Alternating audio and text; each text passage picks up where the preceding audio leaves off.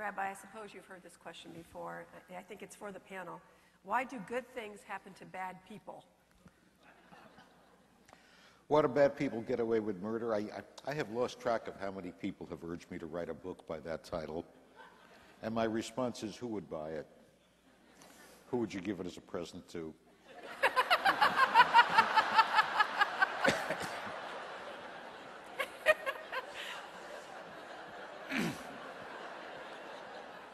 Well, it's too late for Mr. Madoff now, but he would have liked it a year ago. I would say bottom line is, yeah, it's a very disturbing phenomenon.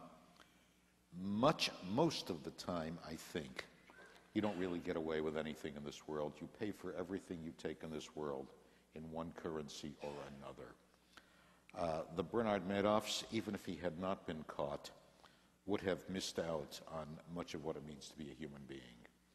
The guy who cheats on his wife and doesn't get caught and thinks he's really clever and he's pulled it off will never know what it really feels like to invest all of your love in a single relationship.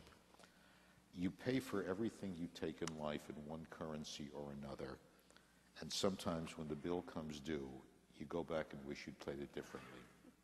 Professor, do you have any thoughts on that? Yeah.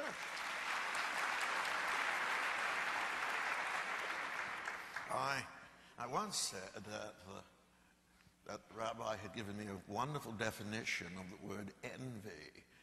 I envied his royalties. And there was a sense in which he spoke, and does speak, to the fundamental question that we all ask. But I would write a slightly different book. My book would be, why do good people do wicked things? And the church is full of good people who are tempted and actually sometimes succeed in doing wicked things. Now, my tradition teaches that there's the doctrine of original sin. It sort of explains everything. You're all naturally wicked, and you'll do wicked things unless you're inhibited against them, which provides a very rational theology, but wouldn't preach very well these days, especially, I'm sure, in Hartford, Connecticut. But the fact of the matter is, the greater question for me is people who want to do the right thing, want to be thought of as good and virtuous, often end up doing terrible things. And I think of St. Paul's famous line, the good that I would do, that I do not, and that which I would not do, that I do. That's the human and the moral dilemma. And it seems to me that's the task to which, confession, forgiveness, amendment of life, all of that is directed towards.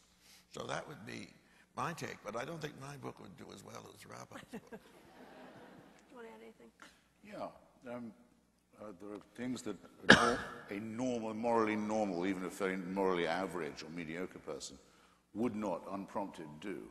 For example, hold down their daughter at the age of 6, tear off her underwear, and cut her genitalia with a sharp stone. They wouldn't do that if they didn't think God was telling them to do it, or the mullahs, or if it's a boy, the rabbis weren't telling them to do.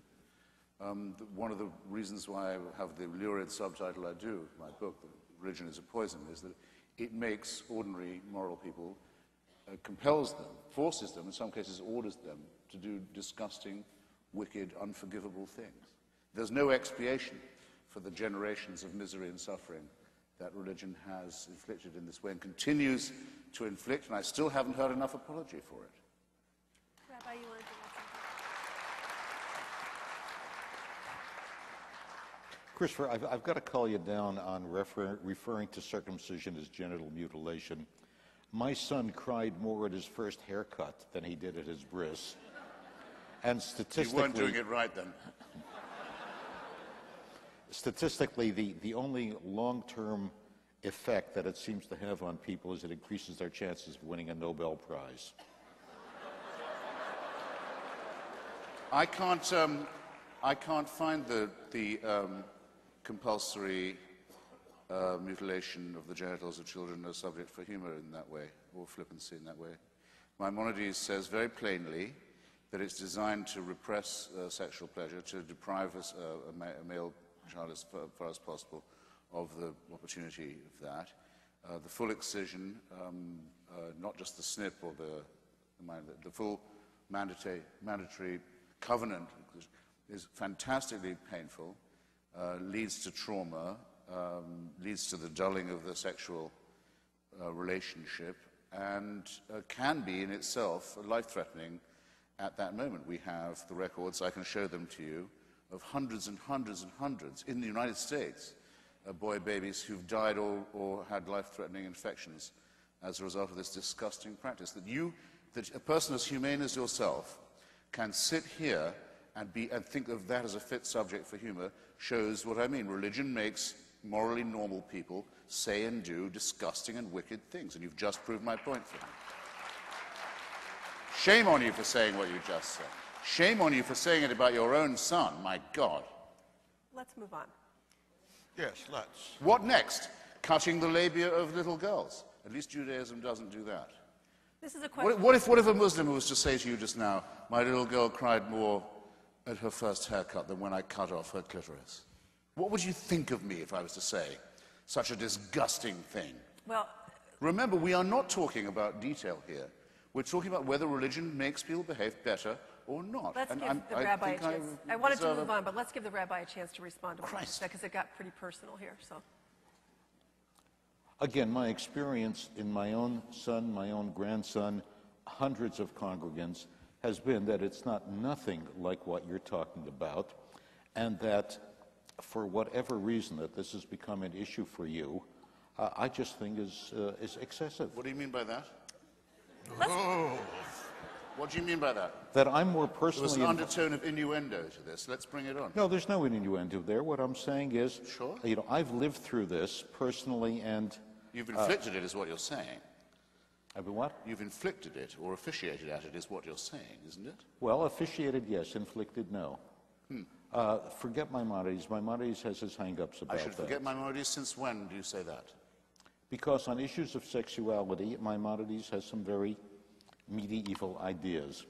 I ran across the line in your book that Orthodox Jews have sex through a hole in a bed sheet.